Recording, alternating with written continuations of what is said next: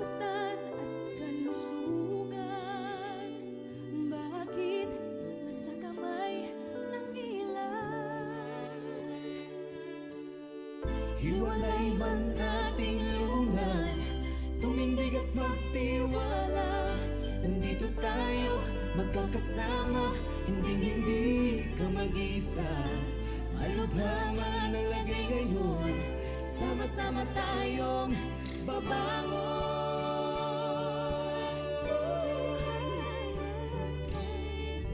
Sama-samang tutugon, sama-samang babangon. Sama-sama sa paghilom, sama-samang aahon.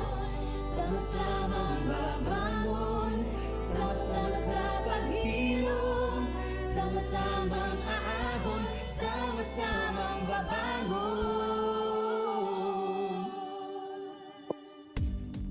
Kay raming nangangailangan, ngunit sinong maaasahan? Kung lahat ay gagampan, masusugpo ang sakit ng bayan. Bago man itong kalaban, itagal na ng ating digmaan. Pilit man tayong kinakahon, tayo pa rin ang tanging solusyon. Mahanap din ng lunas, tumindig at magtiwala. Sambayan tayong makakaahon, mananaig ating bansa. Sama-sama tayong tutugon, sama-sama tayong babangon.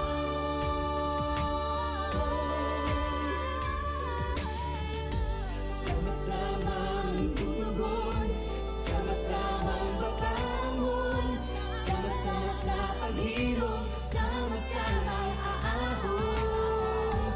Sama-samang babangon, sama-sama sa paghilom, sama-samang aahon, sama-samang babangon. Pagsulong tayo, may pag-asa sa puso. Mababawi natin ang ating mga ngiti. Di naman maiagahon ang malasakit sa tao. Di mapipigilan paghilom ng mundo. Sama-samang tutugon, sama-samang babangon. Sama-sama sa paghilom, sama-samang aahon. Sama-samang babangon, sama-sama.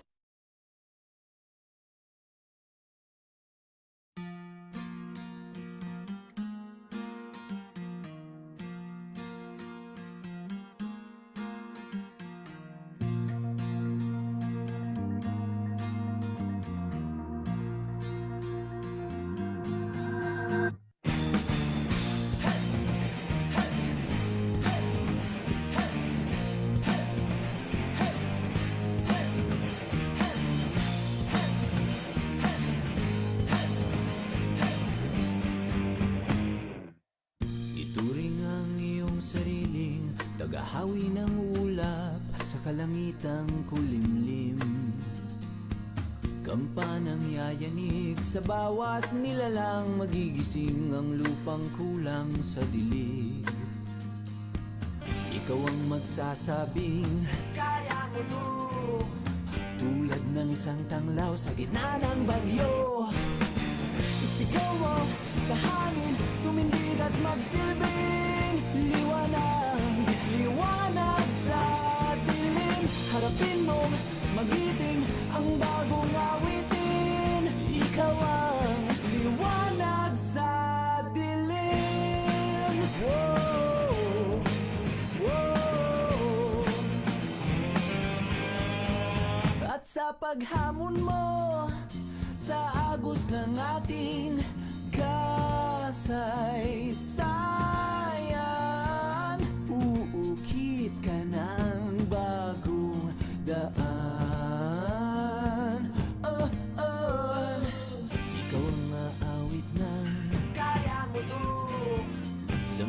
manalangin sa gitna ng gulo.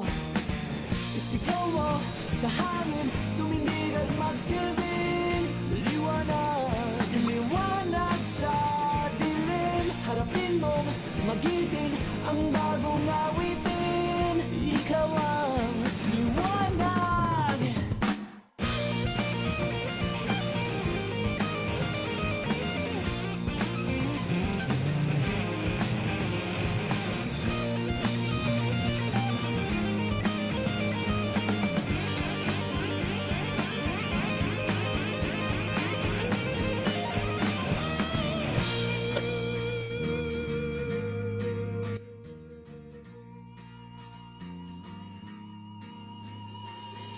Sigaw mo sa hangin, tumindig at magsilbing liwanag sa dilim.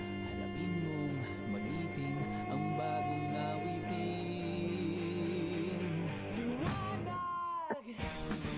Isigaw mo sa hangin, tumindig at magsilbing liwanag sa dilim. Harapin mong magiting ang bagong awitin. Liwanag sa dilim.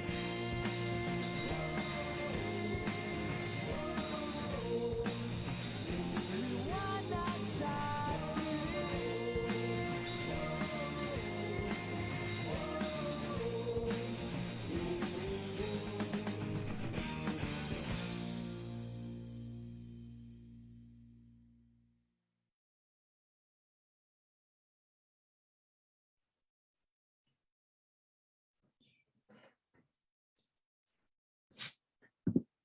Okay, welcome everyone.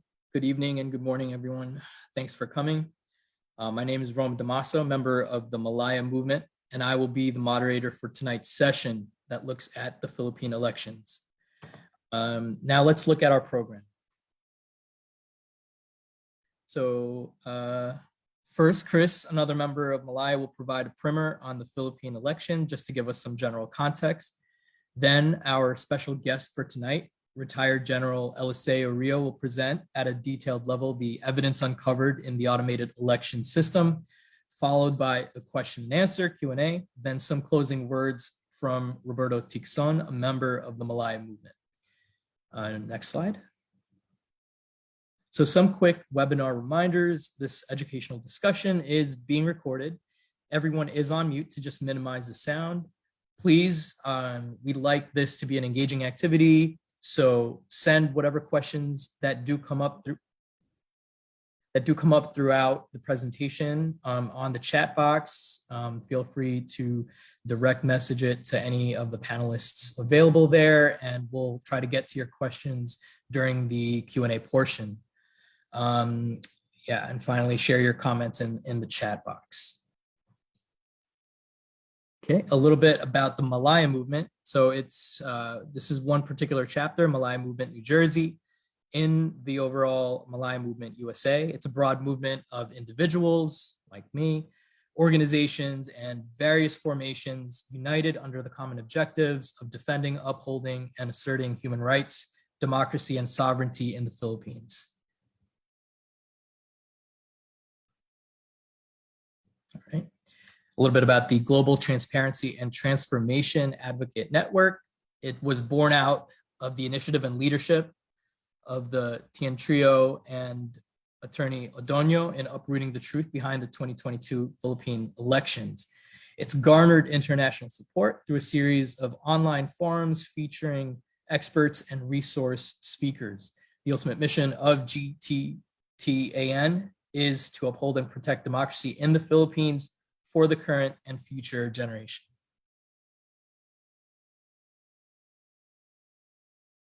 Okay, so introducing our first speaker, Chris Spann, Malaya New Jersey coordinator and member of the Malaya movement since its inception. They were instrumental in pushing for the Philippine Human Rights Act, the ongoing push for the Philippine Human Rights Act in the local, state, and federal level in New Jersey. The floor is yours, Chris. Thanks, Roman. Good morning, good afternoon, and really excited to bring this here. I know that the Global Truth and Transparency Network has done this 4 times, now 5 times, right? And we're really trying to build locally so that our impact internationally and specifically in the Philippines is even more powerful because we have a base in New Jersey, in the United States, in Canada, and so on and so forth. And as the Malaya movement, we're really proud and honored to be beside the people that are in the Philippines, really trying to hold the Comelec accountable and upholding democracy in the Philippines, right? And the reason why we want to feature a primer on the Philippine elections is because not everybody really has the experience of participating in Philippine elections. Folks like myself weren't here, learned through this method, learned through webinars, through other people that have experienced it. And without this education, we would just take the experiences of the Philippine election on face value, what we see on the media, what we see online, without a critical conversation with people that are on the front lines of making change, right? And really critical of what is happening around us. So the Philippine elections, right? Philippines election really is not rooted in the here and now, but rather has been developed since the resistance against Spanish colonization, because elections within a country where the people elect their own leadership is an expression of democracy, right? And as time and time again, we have seen in many different countries historically, when the colonial ruler is overthrown, one of the first things is establishing leaders. And that the Philippines is no exception, right? Starting with the struggle of the Katipuneros, right? And the Tejeros Convention in 1897, which originally was supposed to be a unification around protecting Cavite, but then because of the need to establish leadership within the Katipuneros or the Katipunan,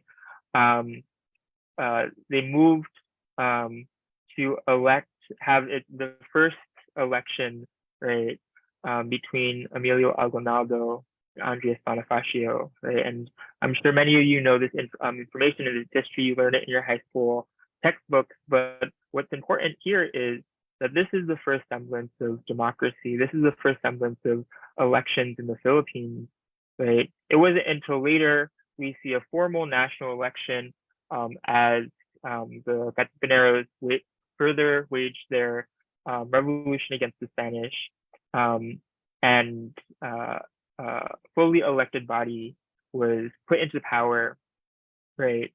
Of course, we know the history of the Philippines with the Spanish, the overthrow of the Spanish, the entry of the United States, and with the entry of the United States, there is policies such as the Tiding-McDuffie Act that authorized the U.S. to draft up a constitution, right? So imagine after the Spanish colonized the Philippines, it was now the U.S. government that is colonizing the Philippines. In this instance, the U.S. government, quote unquote, authorized the Philippine nation to have its own institution and became a commonwealth, right? So again, we see the development of the elections, right? The elections, the voting of people into power, and we see the ebbs and flows of the development of elections, where even during Japanese occupation, when the Second Philippine Republic was established after World War II, the Commonwealth was reestablished, and another election came about, leading up to the Marcos dictatorship, where we see the election, the term limit, for example, being changed, allowing Marcos Sr. to rule indefinitely until he was overthrown by People Power Revolution in 1986. As a result, term limits, as we know, were reestablished. So why is this important that we mention the ebbs and flows and decision making on elections? Is because People Power Revolution and the People Power Uprising was really one of the instances where we saw the people really upholding democracy in the Philippines by informing what is the policies that and parameters around who is elected, how long are they serving as president, even when there is a gargantuan power such as a dictator ruling over the Philippines with draconian policies and an iron fist.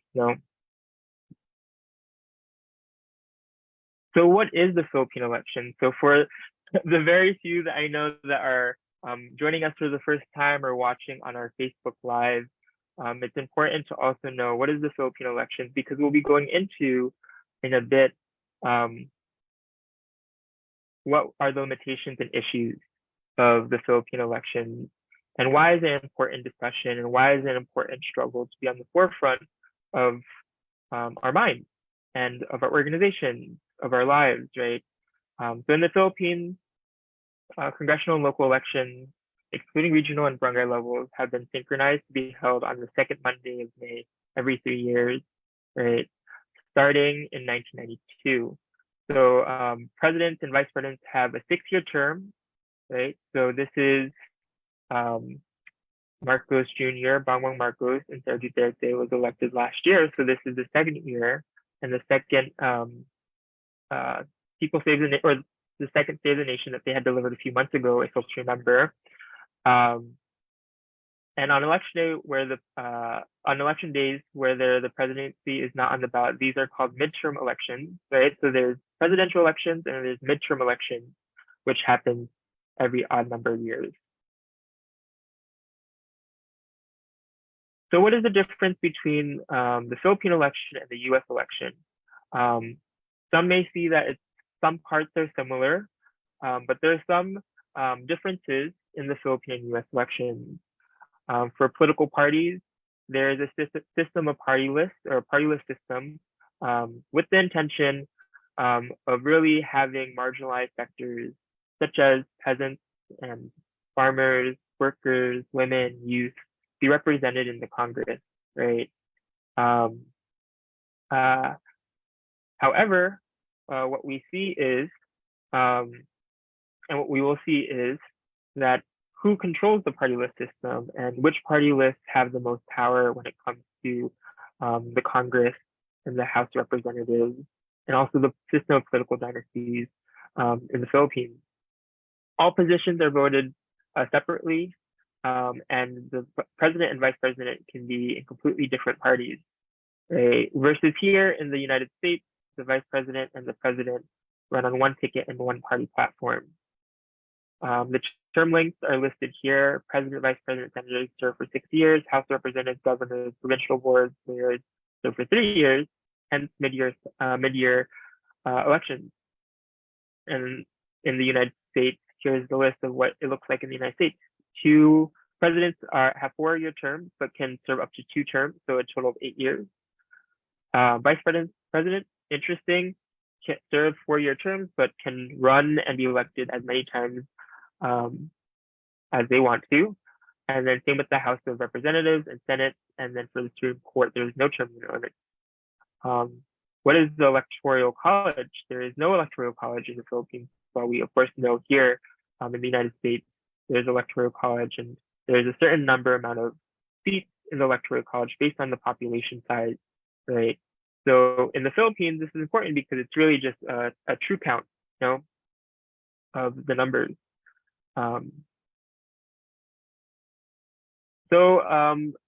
This is a summary of the critical view of the Philippine election. What are the issues and limitations? So I had forgot to mention this before, but this is really a very condensed version of a larger webinar that was provided by and facilitated by Malaya Movement USA last year to really educate Filipino Americans on the Philippine election that wanted to really engage in promoting democracy, promoting clean and honest elections, knowing that Bongbong Marcos and Sara Duterte and the 2022 election was quite contentious, right?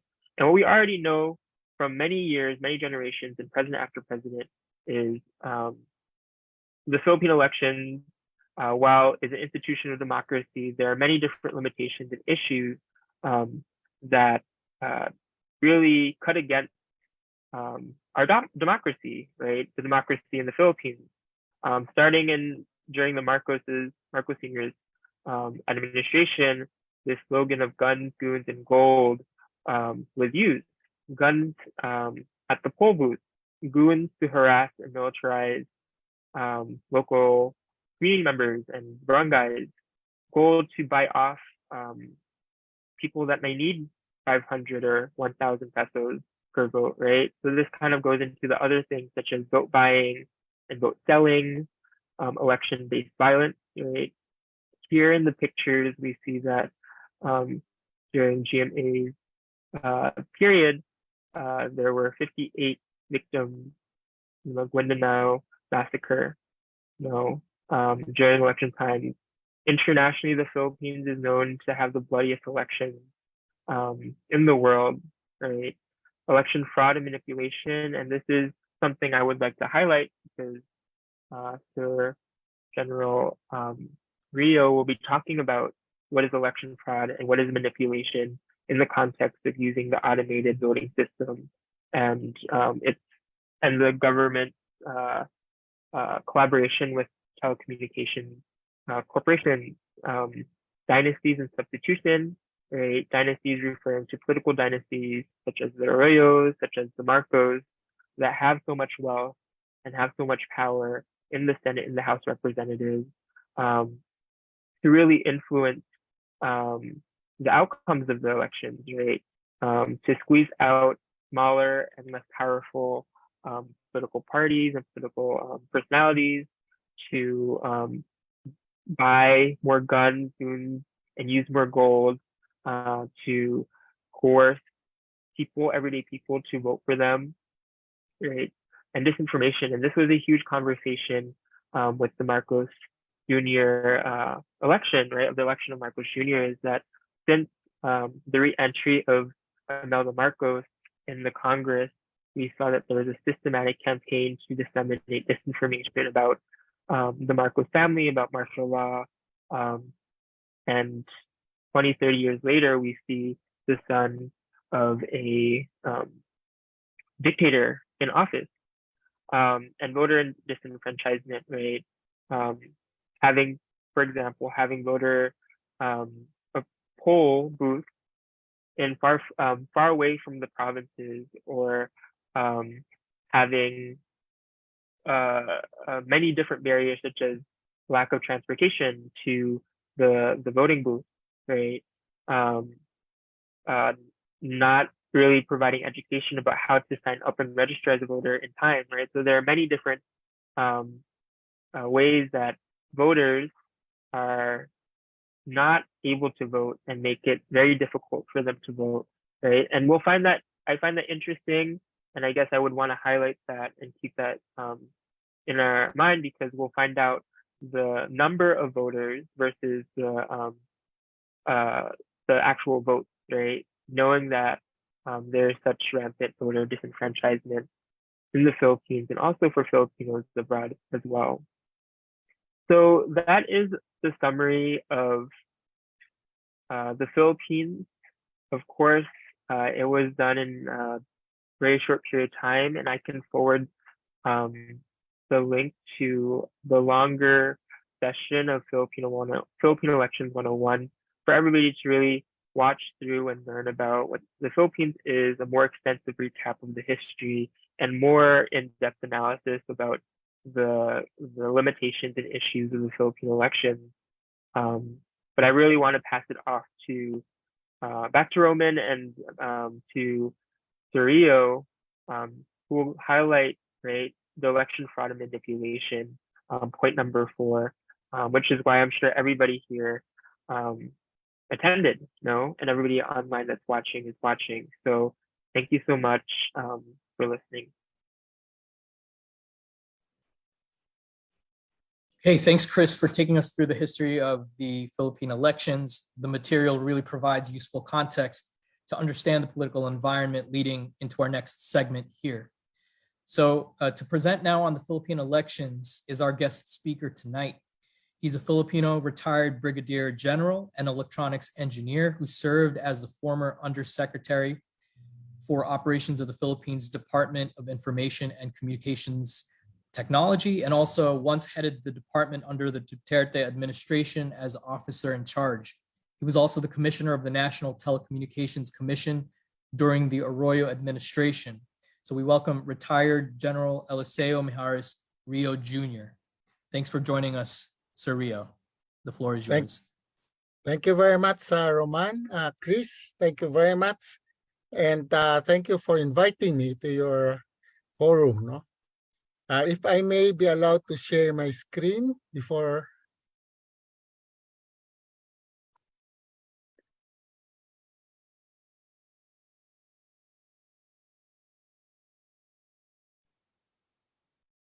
Okay, can everybody see that, please? Okay, we started the automated election system in our country in 2010. Since then, we had every 3 years, no? 2010, 2013, midterm. 2016 was a presidential election. And then the latest, 2019, again, a midterm election. And of course, the latest would be the 2022 election. This is the end-to-end transmission path that was approved by COMELEC and shown to the public a few weeks before the May 9, 2022 election. And this transmission, end-to-end transmission path has been used with few changes since 2010. No? As you can see here, we have in the precinct level, no, we have 107,000 precincts all over the country. It's have a vote counting machine or VCM. The VCM, you feed in your ballots, where you shaded the candidates you want to vote, and then feed it in to the machine, and the machine will count your votes and total it with the other votes that are already submitted before you. And on your own individual ballot, you will receive a receipt, no? Where in that receipt are the names of the candidates that you voted.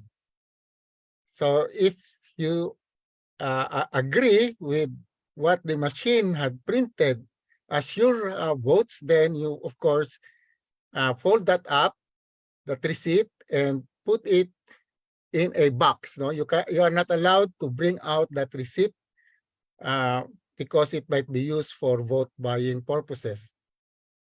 So that's the procedure on election day. And you'll notice that when election or when voting closed at 7 p.m., exactly at 7 p.m. of May 9, 2022, it's 107,000 VCM all over the country would first the teachers in the electoral board. There are 3 members in the electoral board per clustered precinct. They formally announced that the voting closed. If by 7 p.m. there are no more people entering the precinct to vote, no? But if there are still a line of people outside the precinct, then 30 meters away from that, the end of that line will be allowed to vote, well, until everyone has finished. No? So votes end officially at 7 p.m., but not if there are still people lined up in the precinct up to 30 meters away. Those are the instructions, no? So if at 7 p.m. or when the voting closed at the precinct, the VCM are configured not to accept any more ballots. No? That's the first thing to do. And then the electoral board are required to print using the printer of the VCM 8 copies of the national election returns and another 8 copies of the local election returns. And time and motion study from the video provided by COMELEC itself showed that in printing 1 copy of the national position would take 1 minute, no? So 8 copies would take 8 minutes, and printing 1 copy of the local positions will take 30 seconds. So all in all, printing the 8 copies for both national and local positions will take 12 minutes. Let me emphasize that 12 minutes. And the whole procedure from closing to the actual transmission of the election returns, again, from the time and motion study gotten from those instruction video of COMELEC, takes at least 19 minutes, no? So please remember those figures because they will be important later on. So when transmission do start, its VCM will transmit to 3 servers, no? First is the central server located in Intramuros, Manila. It collects all ERs, no, from the different VCM. Second is the transparency server located in UST, Santo Tomas University in Manila also. And the third is the precinct server located at the municipal where the VCM is also located, no? So the municipal servers only collects election returns from the VCM in its municipality. Then the municipal level goes up to a provincial level where all municipal servers transmit their ERs, canvassed ERs, to the provincial level. And there it is again summated as a sum of it or total, no? And then this total all goes to the national level. And again, the national level also transmitted to the central server. The transparency server is unofficial and partial, no? It is not the official count, but it is there available for the public to see real time the results of the election as they are being transmitted by the different servers. No? The other servers, the central server, are not shown to the public because they are the official results of the election. And they take more time, no?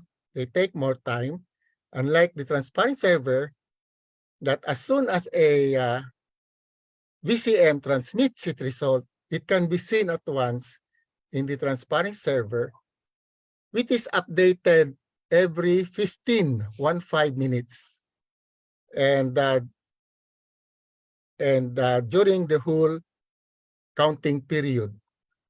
Okay, it took around 5 to 6 days to count the election returns of all 107,000 precincts all over the country.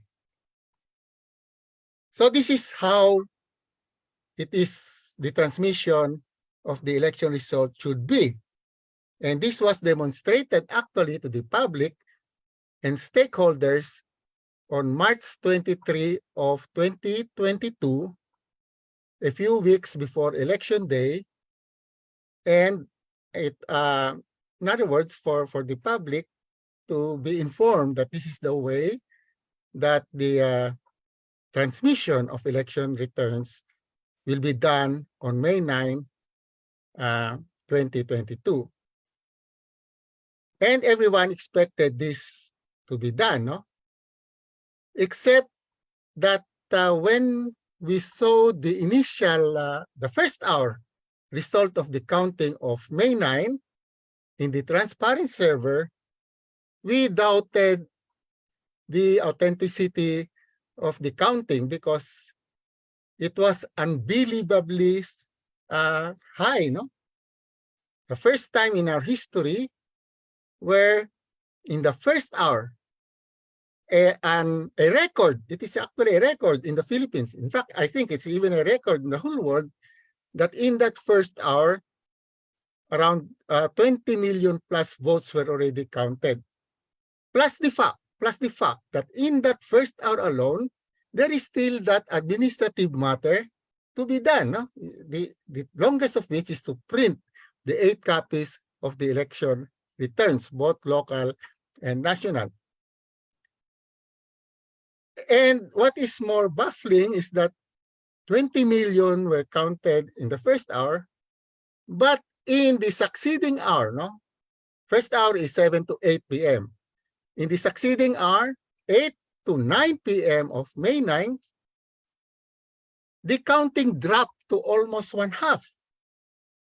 20 million, it went down to about 12 million only in the second hour.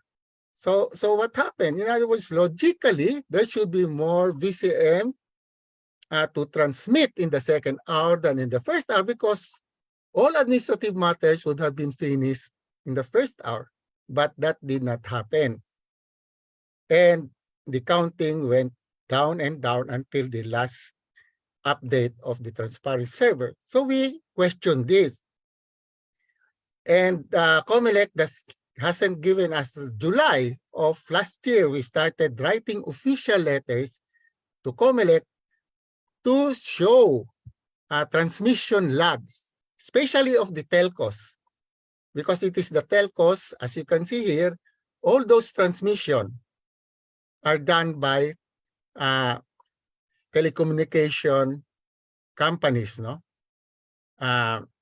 All of these VCM have a modem where they that are subscribed to telephone companies to send the results, the election results of the VCM to the server.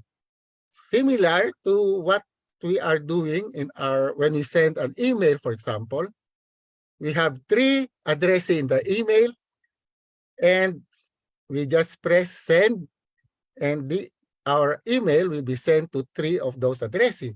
Exactly what is being done by VCM. No, the content of the transmission is, of course, the election returns, and the addresses are the central server, transparent server, and the municipal server.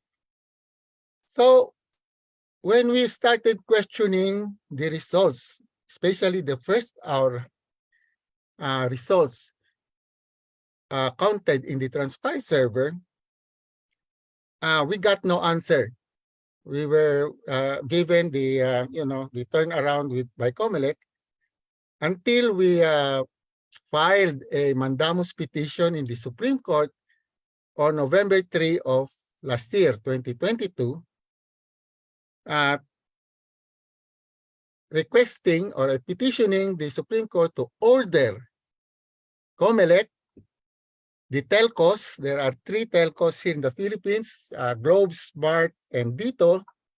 Smartmatic, the technological partner of COMELEC, to preserve all data that was all data that are involved in the 2022 election. No? We filed this petition, Mandao's petition, November 3. It was only January 20 of 2023 where Supreme Court acted on our petition by ordering COMELEC to comment, just to comment on our petition. COMELEC answered around the last part of February, that saying that they just received the order and they are requesting for a 2 months extension to answer the order. No? And that 2 months should have been the limit, or the deadline of the 2 months is on April 2 of 2023. But before that deadline, on March 23, 2023, COMELEC put up in its website, uploaded in their website, what they call the transmission logs of the election, of the 2022 election, and then communicated to Supreme Court that we don't have to preserve it because we have already uploaded it in our website. And therefore, we are requesting that the petition, that the mandamus petition, be dismissed for being moot and academic. But when we reviewed the so-called transmission log, it turned out to be reception logs, the very data that we are questioning. No?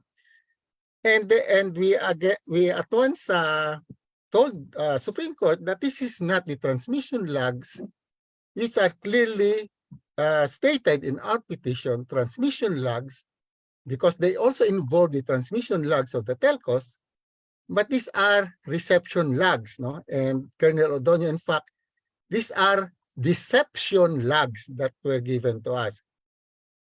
However, we found out from that reception logs that was uploaded in the website of COMELEC on March 23, we found this out. No? This, again, before I change my slide, this is how the transmission of all election returns should be done. No? In our election, automated election, and this was done from 2010 when we started our automated election system. We discovered after when the reception logs were published in the website of COMELEC, we discovered that this was not followed. And actually, this is what was followed. Instead of its VCM transmitting the results directly, no, to the central server with no man in the middle, we call that, because in cybersecurity, we avoid anything between two devices. In cybersecurity, we call that a man in the middle that is unauthorized to be there. No? And as you can see, there is an authorized man in the middle in the form of a private network. First time it was done in our automated election. A private network was created by COMELEC through the Smartmatic, who was contracted, no, by COMELEC to provide this system so that the election returns of each VCM will reach their respective servers. No? A private network was put in, which essentially is a man in the middle, supposedly to be avoided in all cybersecurity installation. No? And what did this private network do?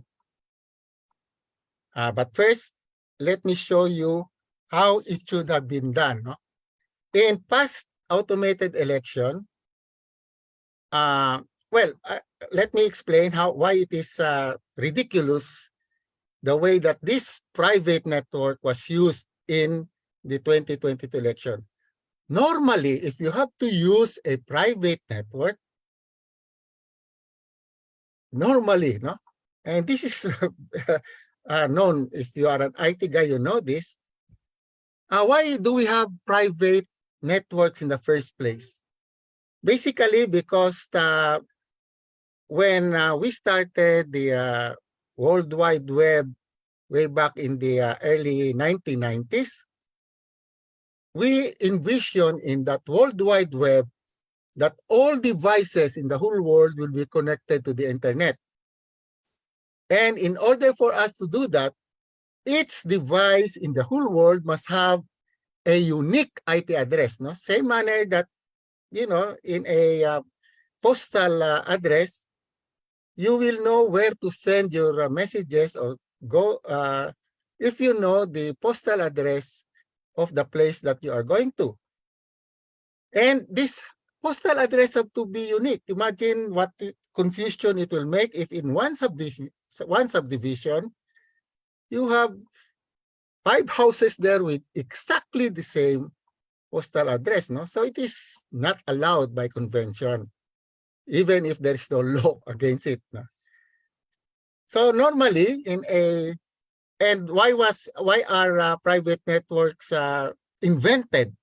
Because from the middle part of 1990 to present time, the number of IP addresses now using 4 batches of numbers from 0 to 225, 4 batches of that would redound to 4 billion plus 4 billion plus of unique IP addresses. No? We run out. Today we run out. There are more than 4 billion devices in the whole world that are or would like to connect to the internet. So we went to another version, but it is still not yet fully implemented, the so-called Internet Protocol version 6. Now, by the way, what we are having right now is the Internet Protocol version 4, which I said has only 4 billion plus unique IP address. We are going to a IPv version 6 version of the Internet Protocol of addresses, and that will be not only trillion, quadrillion, but I don't know if you have heard of this term, or I cannot even, but it is 38 zeros after the number, no? So with that in place, we can have all devices in the whole world having a unique IP address, and even for centuries to come, we will never run out of unique IP addresses with such a number that is followed by 38 zeros. No? Okay? Now, so in the meantime, we have to do something about what we have now, which is the 4 billion, no? It is already lacking.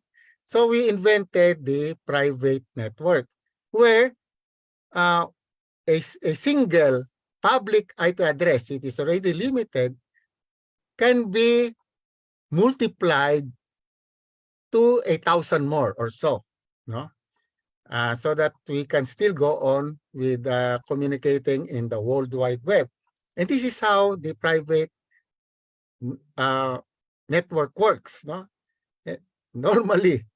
So you have a single, let's say, public IP address from the ISP or the telco, and you can multiply that to as many as 1,000. Now here, I just illustrated, you can multiply that to 5, no, by using a router, and that router in the side of the public network, the telco sees it has an address, one address, no?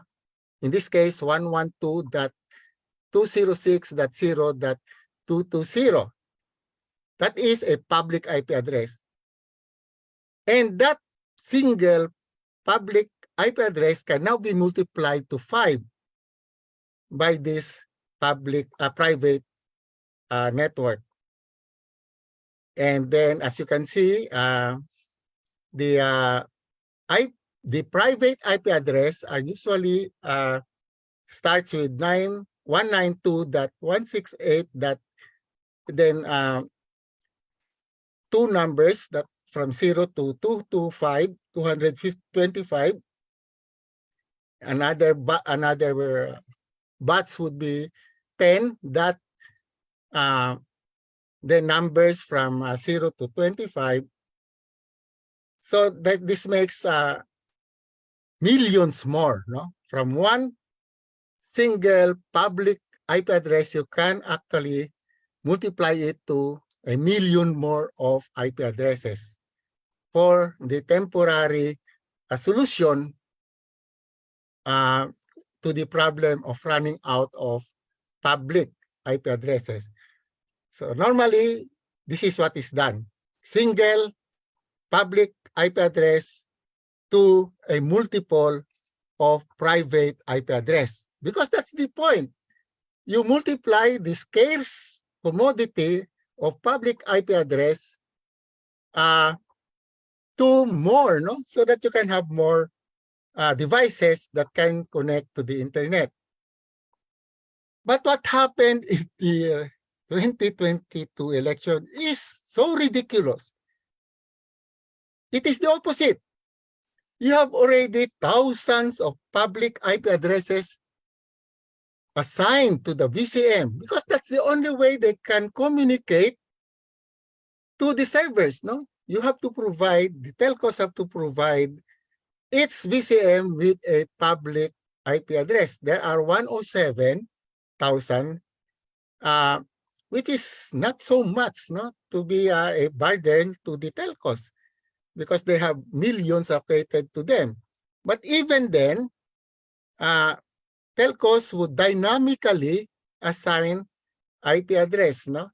If, for example, there is a request to connect to the internet by one of their subscribers, it will be given an IP address, public IP address, depending on how far it is from the queue. No, somebody at that particular time would have requested first, and that would be given the first available public IP address by telcos. No, and you might be in the 100th in the queue, but it takes only a few seconds for you to be given if the traffic is not much. But if you are in the thousands, where because of that time the traffic is so bad that you are in the thousands line of the line, then you have to wait a little.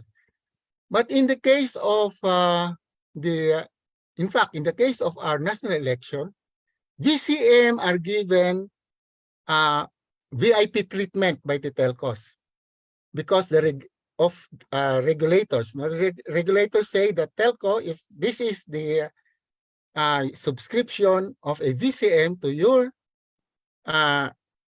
company, telco, once it is asking for an IP address, it should be the first in the line, no matter how many have lined up already.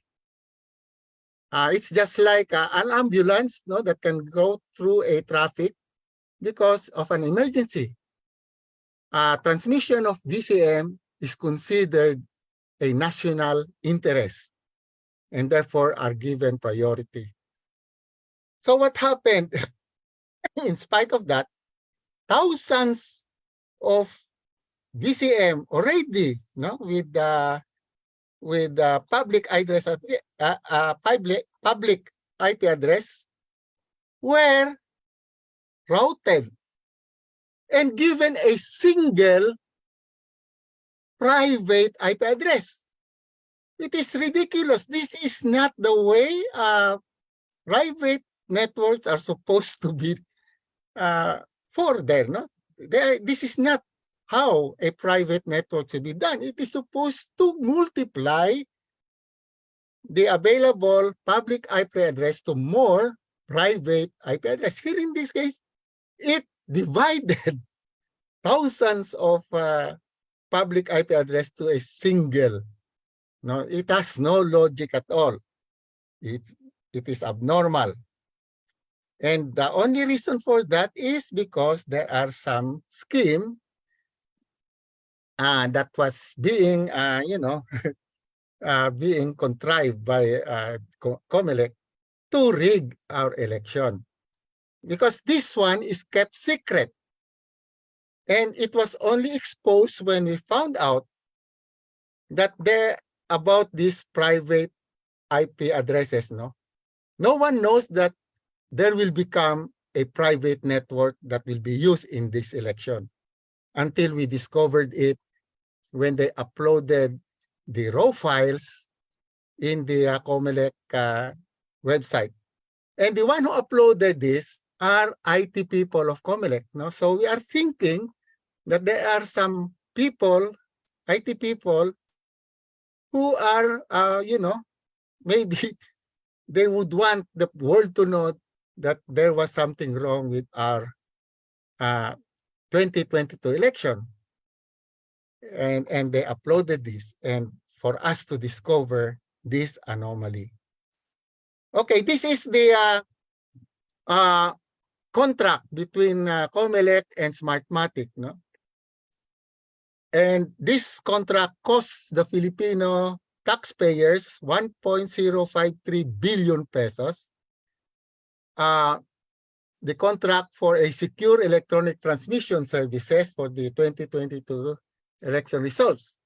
In this contract, there is no mention, or in the terms of reference of this contract, there is no mention at all of a private network. What is in fact in this, the terms of reference of this contract is the first slide that I showed, where VCM will directly transmit their election returns directly, no? Again, I have to emphasize that, to the servers with nothing in between the two.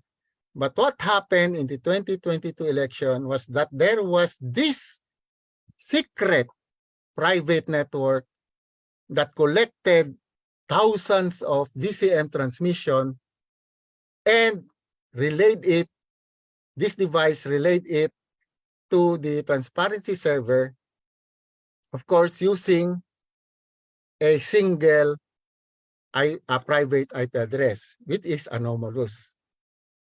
Okay. Okay. As I have said on March 23, updated on March 27,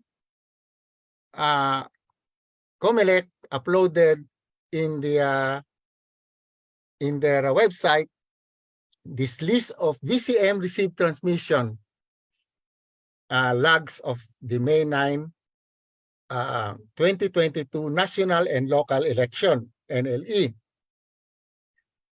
And this is the way they presented it.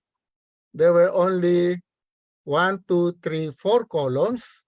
First of all is the sequence of when the transparency server received, no, the transparency server received the election returns from the VCM. You can notice here that the first VCM received by the transparency server came from a clustered precinct with ID number 130-800-39. And that we found out later came from Isabela province, no, way up north of the Philippines. But look at the time it was received. It was received, the first transmitted ER came from Isabela and received at 8 p.m. and 50 seconds. So that's how accurate the timing in the it is up to the second. Now we question that again, no? How could the first VCM or the first precinct transmit at 7:08 when it takes 19 minutes after closing to transmit, no? Why was it able to transmit at 8 minutes? Even if, for example, just the printing of the ERs, no? Using the same machine that will transmit it, it cannot be transmitted because it is printing, and that printing alone takes, as I've said, 12 minutes. So how could it transmit at 7:08? COMELEC cannot answer that. You cannot close the precincts earlier than the official time of closing, which is 7 p.m. Why? It is against the law. If, for example, even if there's no more lines outside the precinct at 6:30 p.m., you cannot close, because what if a voter comes in at 1 minute before 7 and you have already closed? You have deprived that voter of his right to vote, his right of suffrage, and that is a crime. No? Well, actually, we cannot, except for that time, we have nothing more, no, from this list in that first bullet and second bullet, because it only shows 4 columns. But when we went into the third bullet, raw files, that is where we found the IP addresses in the raw files. And this is what I said, that these raw files are not supposed to be there, because, all the COMELEC want to show is bullet 1 and 2. That's enough already, no? But somebody in the COMELEC, in the IT department of COMELEC, included the raw files. And what did the raw files contain? It contained the IP address of the different clustered precinct. And for example, here, for the province of Cavite, it's just a sample, we expanded those 4 columns into including the first 4 columns. We included the IP address and the location of the clustered precinct, no? In this case, Cavite, province of Cavite, and the different barangay, barangay where the precincts are located, no? And we found this, absurd, that out of the 3,371 VCMs, all located in the province of Cavite, 3,219 of those VCM, or 95.5%, have exactly the same private IP address, 192.168.0.2. All of you in the IT business would know that it is impossible to have a single IP address in a private network, no? Why would you have to use a single IP address when the private network gives you millions of possible IP addresses? Why do you have to concentrate on a single IP address when you have millions more in your disposal in a private network? Okay, so this is Cavite.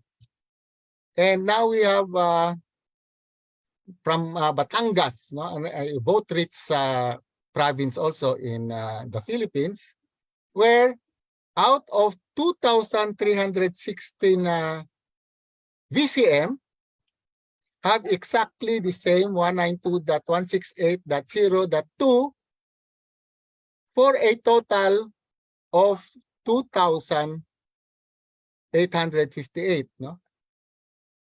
That's quite a high percentage. Also, having the same IP address as that in Cavite. But what is more outstanding, the National Capital Region, which has the biggest population, voters population in the country. And we found this out. Out of 10,000 406 plus 60,000 plus, no, assigned or deployed in the National Capital Region, composed of Manila, Quezon City, Quezon City, Parañaque, Makati, and so on and so forth. No, all of this is called the National Capital Region, including Valenzuela and Muntinlupa in the south. There are 10,462 VCM allocated to the National Capital Region. There are, well, actually there are 10,462 clustered precincts in the National Capital Region.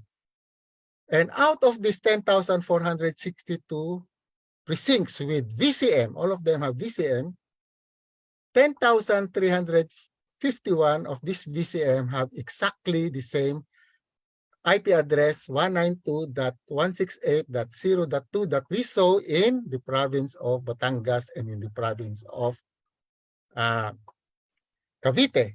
We also saw the same in the provinces of Laguna and Farahkan. But anyway, it will take time if I show all of them. No, but this already gives you an idea because these are the both rich areas of our country. And what is the meaning of this? Why is it important, or why do we say that that private network that is put in the middle, or what we call the man in the middle, what can it do? Well, it did just this, no? It did this because we were able to get printed copies of the election returns from the precinct, no, from the VCM itself. And the ERs actually start with a daytime stamp, the date and time that the printing started. It is the topmost line of the printed election returns. In this case, you can see that this VCM assigned to the precinct at Barangay Bangbang, Batangas City, a vote-rich province, printed, no, its ER at 2110:16. That is 9:10 p.m. 16 seconds. No? Okay, so it is started to print this ER at 9:10 p.m. 16 seconds of May 9. Then, when we go back to the list of received returns, no, that was posted in their website, you will notice that this ER, the same ER, was already recorded in the transparent server at 7:25 p.m. and 1 second. And you look at the IP address used, 192.168.0.2. How come, or how could, an election returns still being printed 1 hour and 45 minutes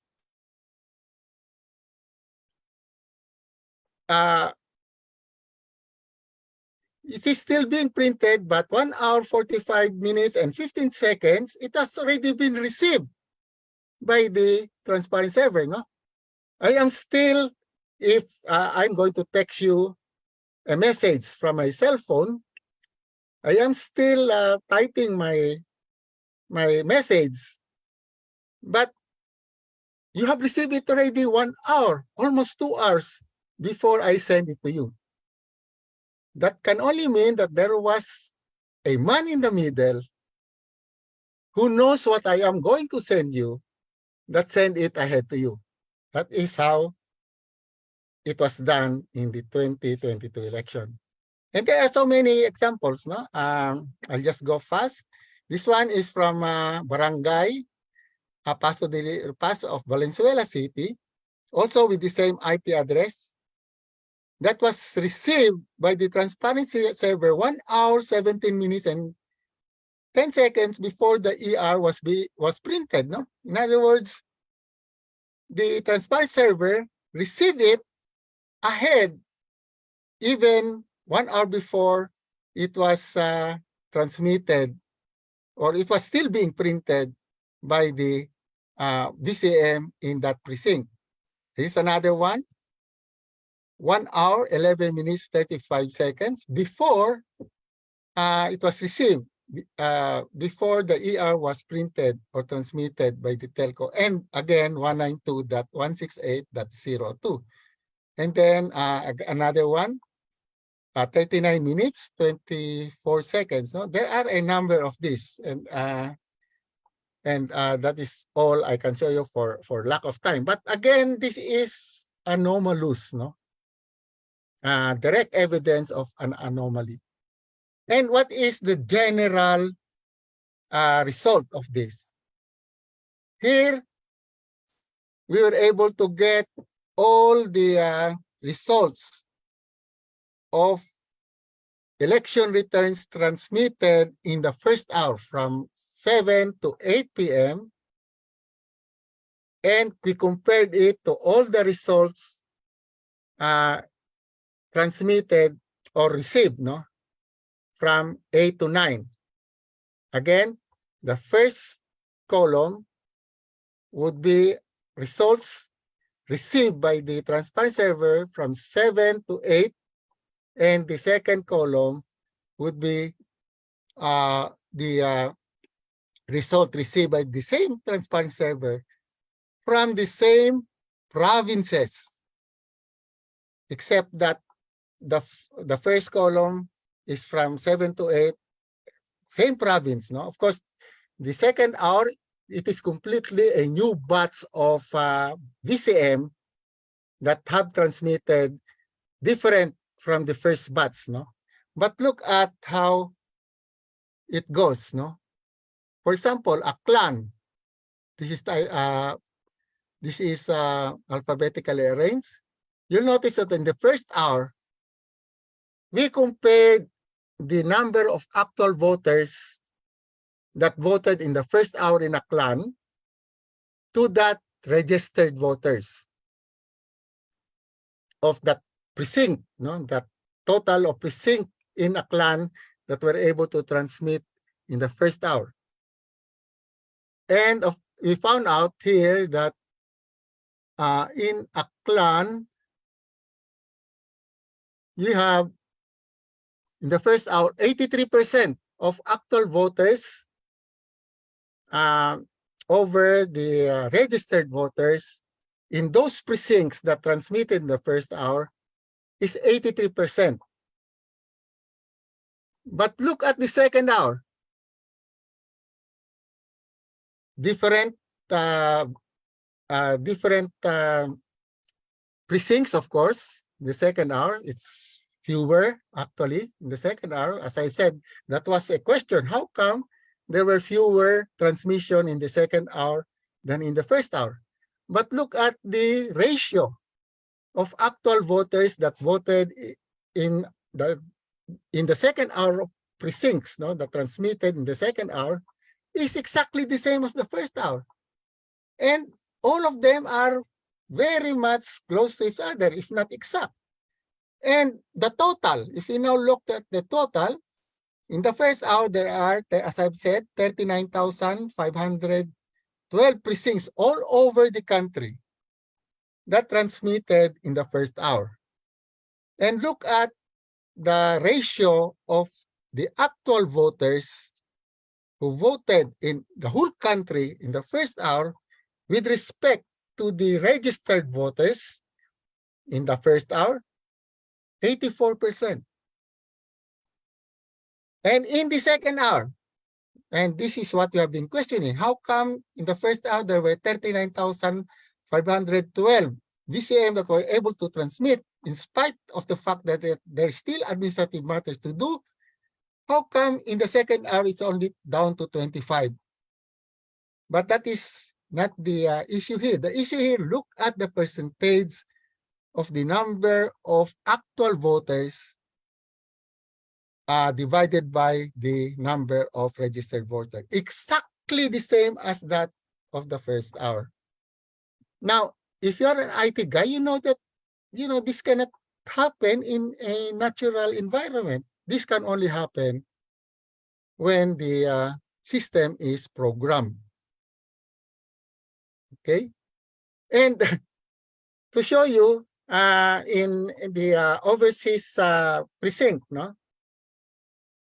Here are a list of overseas precinct for the overseas voting, absentee overseas voting, no?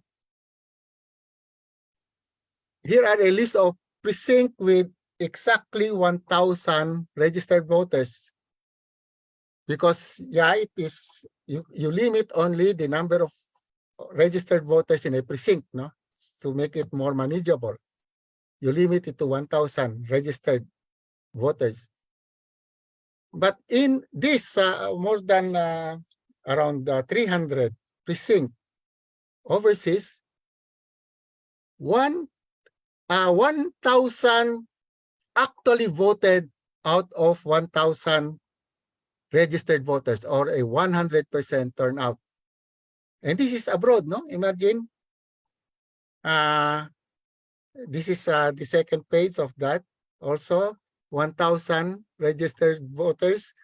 And from those 1,000 registered voters, exactly 1,000 voted. But that is not what is amazing. This slide, there are, I think, around 33 precincts, no? Also overseas, where out of the 1,000 registered voters, how many actually voted? 991. The same for this 33 precinct. 991, only one did not vote. You do not get these results in a natural environment. You get this result from a program system. Okay, and the overall result of the 2022 election came up with so many statistically improbable data, no? For example, the incredible number of votes counted in the first hour, which already I showed you. Then there is a statistically highly improbable constant vote ratio. It's not only the constant vote ratio of registered voters, I'm sorry, from actual voters divided by registered voters, but also look at the ratio of the different candidates in the president. I just took the 5 topmost. When you divide them to the total number of votes, you can see that from the start of the counting up to the finish, BBM constantly got every update. It is every 15 minutes, 60%. Robredo got, played for 29%. Then we have Pacquiao getting, from approximately 5 to 6%. And Isko Moreno consistently 4% from top to finish.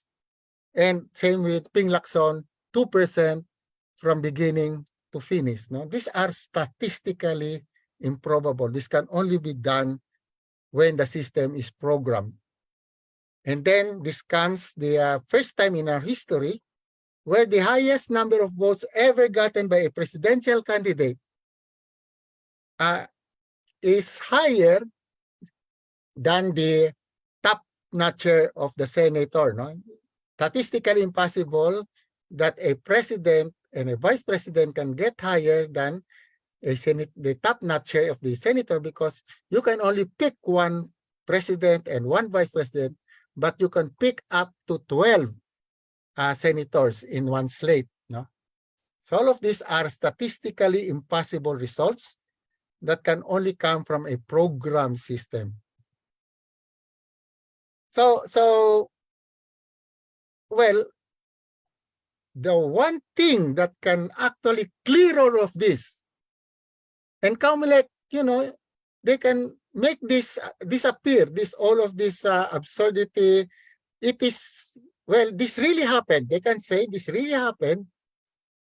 And the only way for them to prove that this really happened is to show the transmission logs of the telcos, no?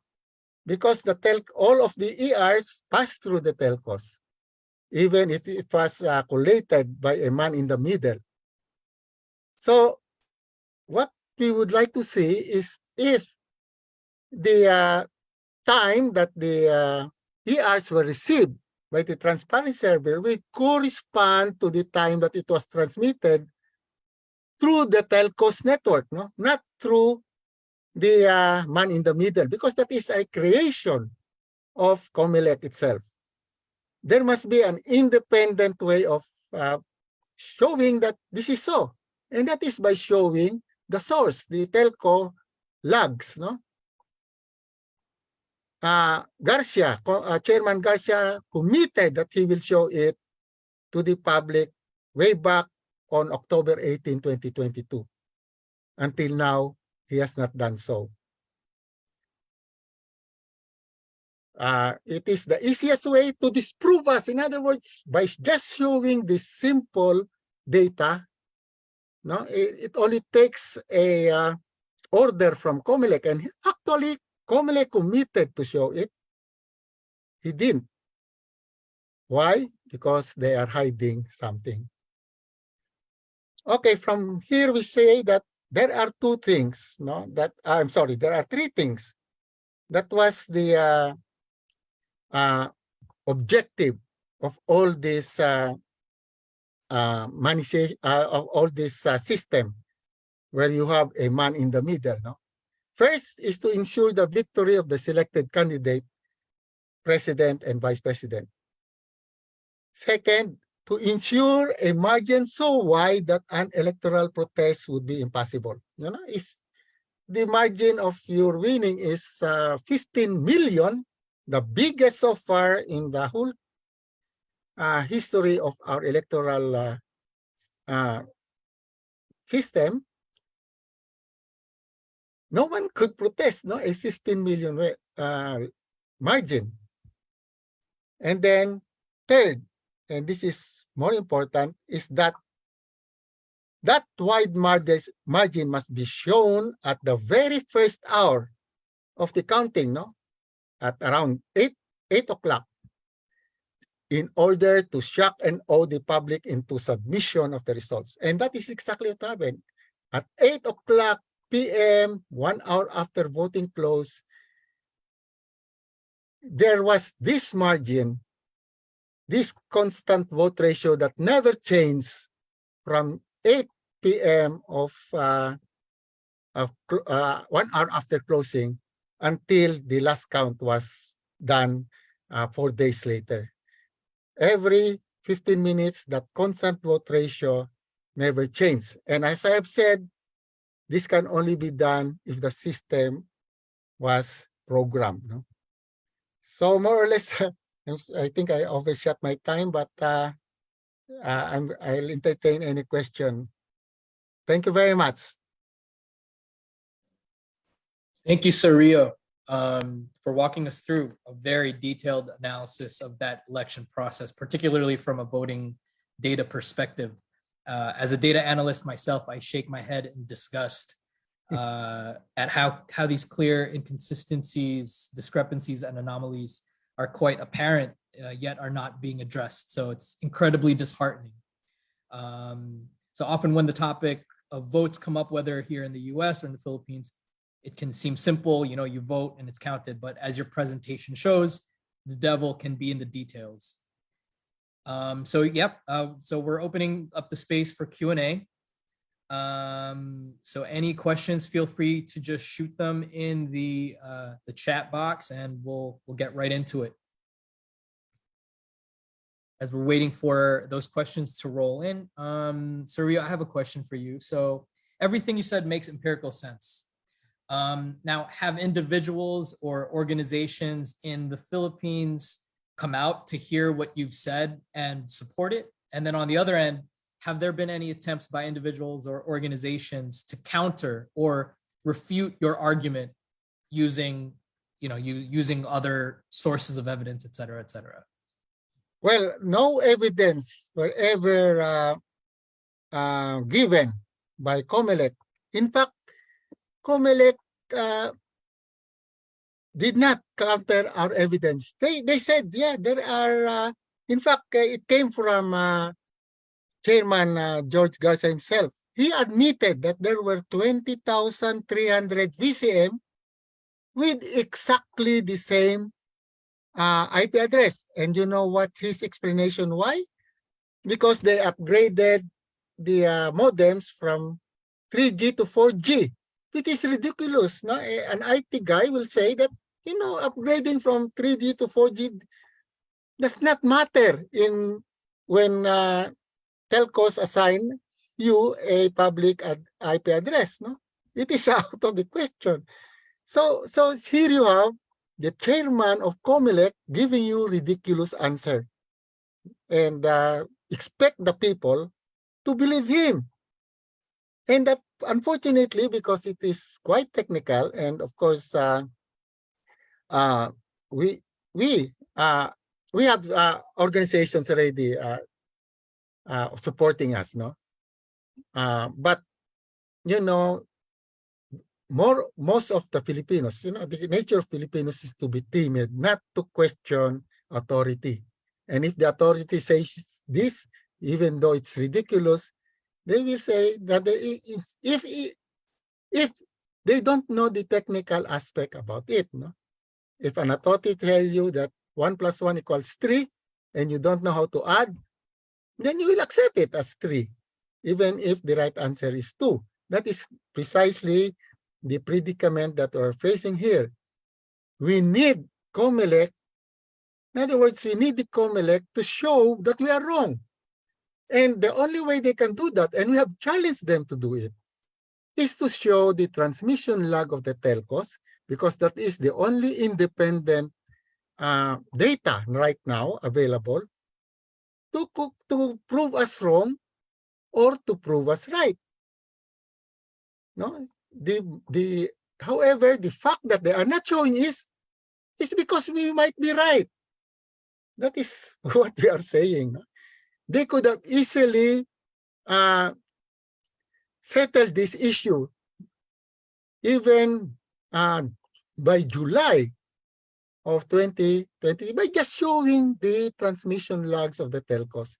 Suppose everybody can understand that. Even us will, of course, say, okay, we are wrong. We are sorry that for pushing this. But why are they not showing it? That is the question. No? They are actually hiding something. So I that's see. why we. That's why. Sorry. That's why we need people who understand the technology to tell, those who do not understand that what we are saying is right or what we are saying are wrong. No, so far nobody has said that what we are saying is wrong. In fact, they are admitting that what we are saying is right, but that doesn't prove that there was cheating. But they always put a sentence that what we have shown does not prove that there was cheating. So that's how they counter us. Thank you, Surya. So I have two thoughts here from the guests here. One from Raphael and a similar thought on the same topic from Caroline. I'll start off with Raphael's question. Did you present your findings to the Lenny group or a Lenny group? And then I'll just continue that since it's a similar thought with Carolina's thought here. Lenny and the Kakampink are so lame. Lame duck to concede ASAP. When Boy Snort lost the election in 2016, he demanded recount by all means. She should have done the same. I suppose we need to move on about Lenny. We have to continue to challenge the Comelec to be honest and deliver tangible results of the election. Any thoughts there to share? Yes, we did. In other words, actually, it was the party of VP Lenny that invited us to talk to them about our findings. No, that was, I think, way back, if I'm not mistaken, March or February of this year, and we explained that to them. But that time we still did not have the smoking gun, the one that was uploaded in the website of Comelec, no, the where we found the IP address. So when they heard us and they say, yeah, okay, but we will not come out first until we get more details, more. And in fact, what they're asking is an actual whistleblower, of course, no. That time, but they were kind enough to provide us the election returns that their watchers, no. The party of Lenny is entitled to 1 copy of that 8 copies printed before transmission. So they gave us some of this, and I showed some of them to you, that, you know, they are still being printed, but actually hours, 2 hours, 1 hour before, it was already in the transparency server, no? And but we were not able to present this to Lenny because we have never been invited after that. But they know. I mean, we have been communicating with them about our findings, no? Updating them of our findings. But so far, they still will not publicly support us until we can produce a whistleblower. And that is actually, chicken or egg problem. No? How can we produce a whistleblower? We know already that there is a whistleblower inside Comelec, but of course they will not stake their lives, their livelihood, their families, if they do not see people going to support them, no? If they really come out. So there must be a demonstration of people's support before these people will stake their lives or their livelihood or their life, in fact. They will not do that if they do not see. And that is what they are not seeing. No? So people ask us to produce a whistleblower. The whistleblower said, produce first the people who will support us. So that is our problem right now. And we need more people support to see that, we have something here that is, that could be understood by, of course, highly technical people, but can be explained to, people close to you that this is actually what happened. Plus the fact that Comelec is not showing the only way that, it can disprove us by showing the transmission logs of the telcos. Why? They say because you have to take our word for it, and we are in authority, and that is what people are after. People are really afraid to come out supporting us. That is the truth. Thanks, Rio. I think there was one more question, but you sort of answered it, and it had to do with what now. As a regular Filipino citizen and Filipino national living in the Philippines and living in the U.S. abroad, the diaspora Filipino community. What can we do? Any thoughts there as far as next steps goes? Clearly, there has been cheating. It's blatant. We see the lack of urgency and the lack of a response from officials. but as a citizen, as a regular person here, passionate for Filipino rights, fairness, justice, what are some things that you would have to say that we can do as a Yeah. people? Thank you for that question, Roman. Actually, the authorities are acting like this because they do not see demonstration from the public to answer, no? To make it clear, to be transparent. They don't seem to care. No? I mean, if they do not see the public not demonstrating, then or asking questions or enough, you know, pressure that is needed to let them answer the question, they will not act. In other words, they will say, so that is what we need right now, no? To have, you know, enough number of citizens to say,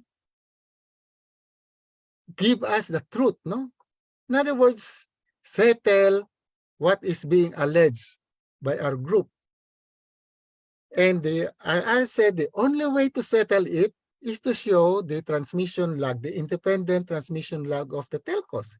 The telcos cannot do it themselves. Why? Because they are prevented by law. And I think this is all over the world, no? That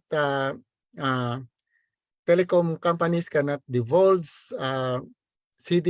call details records between of their subscribers, of their client, no, without the permission of the client or without a court order. Those are the only two things that will, you know, allow the telcos to show the transmission log.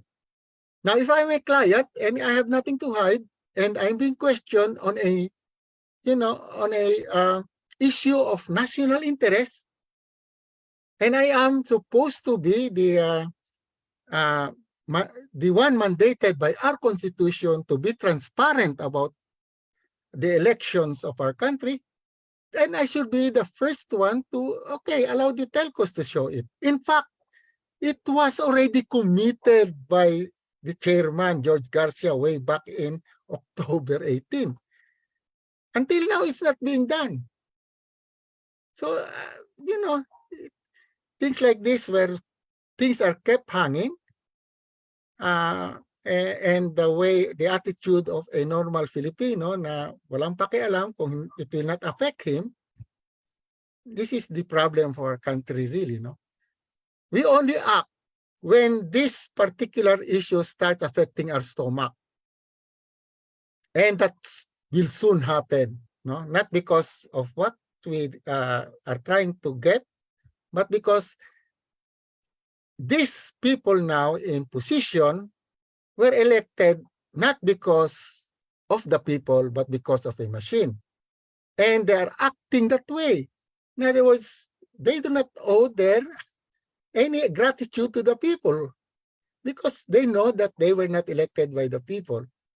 And what do? They get, once they sat, they got confidential funds, intelligence funds, passed laws like the Maharlika, made themselves secretary of agriculture and things like that. And all of these are, you know, being felt now by the people as not doing the country any good. So if this goes on and then people started thinking, because maybe these people do not owe their election to us. And that will happen soon. I can assure you that. So it will not, we just have to wait. If they do not act on our allegation, and this thing starts to happen, prices will go high. There will be long lines, long queues in gasoline station because we can no longer import gasoline. This will happen maybe as early as middle part of next year. And that is when maybe people will start thinking, maybe this is happening to us because the people in power were not elected by us. Scary thought, Syria. But it needs now, I mean, you know, why do we have to wait for this to happen? When we can pressure the agencies concerned to answer our allegation. That's all. Answer allegation. We can be wrong. But they have to prove why we are wrong. It's a great segue to our next and final closing for this session, for this really great and compelling session. So with the closing statement, let me now introduce Robert Tixon, trained economist and a finance professional for nearly 40 years. He lived in Tokyo during the reign of Marcos Sr., went home to assist in the EDSA uprising, and recently joined the Malaya movement because of his passion for justice in the Philippines. So let me welcome Roberto Tixon Kuya Bobby with the closing statement.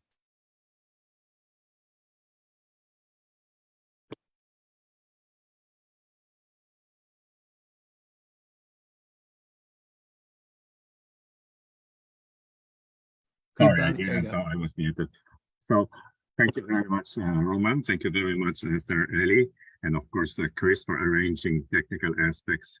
Now, after hearing what General Rio has presented and getting our questions answered, one thing is indisputably clear.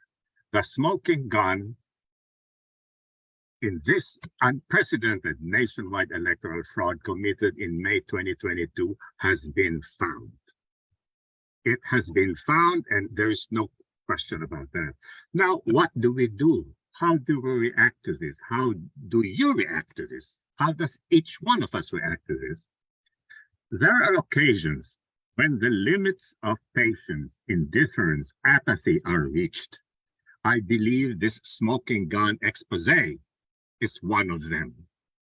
The perpetrators of this unthinkable crime cannot be allowed to freely escape. Not only did they steal our votes, more than that, they stole our sense of self-respect. They have basically said not only to hell with the votes, with the ballots, but more painfully insulting is they are saying to hell with what they think. This is where we are now.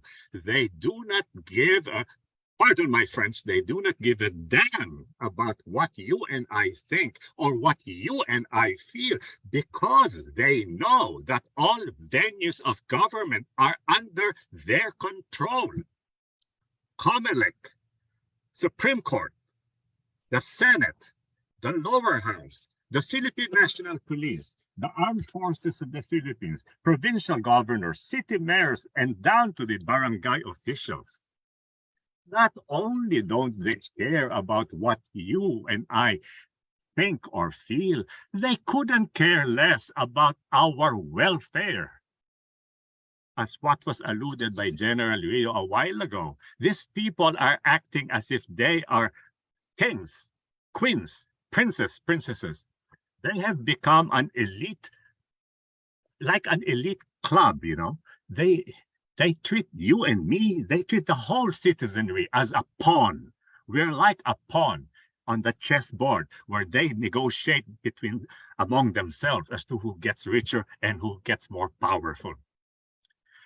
As we end this session and thank General Rio, I want to add something not directly germane to the discussion, but it just adds to the strength of General Rio's appeal to us. Okay, I have been talking to General Rio many times, and on one occasion we talked about what China is doing to us, what China is doing in terms of bullying us at the South China Sea, and we talked about one incident which happened in March of 1988, when a far superior, far bigger Chinese Navy massacred about 68 Vietnamese sailors, okay? And that happened when China was not as big as it is now. So what we were talking about was eventually this bullying of the Philippines will come to a point where some bloodletting will be required. And I was so touched when General Rio told me, Bobby, when that time comes, mauuna ako dun. I will be one of the first to volunteer. He said that. And sir, I was so touched. Okay, you have spent so much of your life putting your life at risk as a military officer. You should be retiring, sir. and yet you're taking the challenge. Hearing this from a 70-year-old soldier really touched me. A true soldier and patriot indeed. His years of combat may have been long over, but his willingness to offer his life in defense of our poor country is as firm as ever. Truly, as General MacArthur said, old soldiers never die, they just fade away. We salute you, General Rio. Let us join him, please. Let us join him, not only for ourselves, but for our children, our grandchildren, our grandchildren's grandchildren. Well, what we are fighting for loses. When democracy is gone, then everything is finished, okay? Because as we all know, the bedrock of democracy is the ability of its people to choose their leaders freely. And what has been done, as proven by General Rio's presentation, is we were cheated completely. Okay? Now, let me conclude by quoting a passage from the Gospel of St. John, where he says, "You shall know the truth, and the truth will set you free." Now we know the truth about the election. How will we use that truth to set us free as Filipinos yearning for real freedom? I would like to request everybody here to please think of how we can help. Okay, there are many ways. Okay, one way is actually to join Malaya. Okay, but it's not only Malaya. You can join any other opposition, or you yourself can form a group. At Malaya, we don't care what is your socio-political orientation. You can be as leftist, as red as Karl Marx. You can be as right, as blue as Rockefeller or Henry Ford. We don't care, as long as you adhere to our three missions: uphold human rights, protect our sovereignty, and defend our democracy. Those are the only three things we want you to subscribe to, and we will welcome you. So again, I'd like to close by saying, the time when we just say, oh, we can't do things, it's over. It's either we take our action now or forever, as they say, keep silent.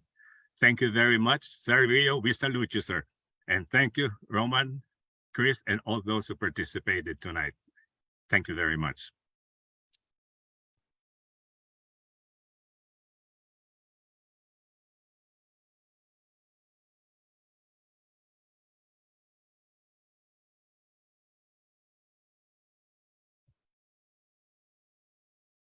Thank you for that, Bobby. Thank Salamat you. po, sir. Napapaiyak ako. Ako din, sir. Ako din, sir. I am so touched. Natatouch.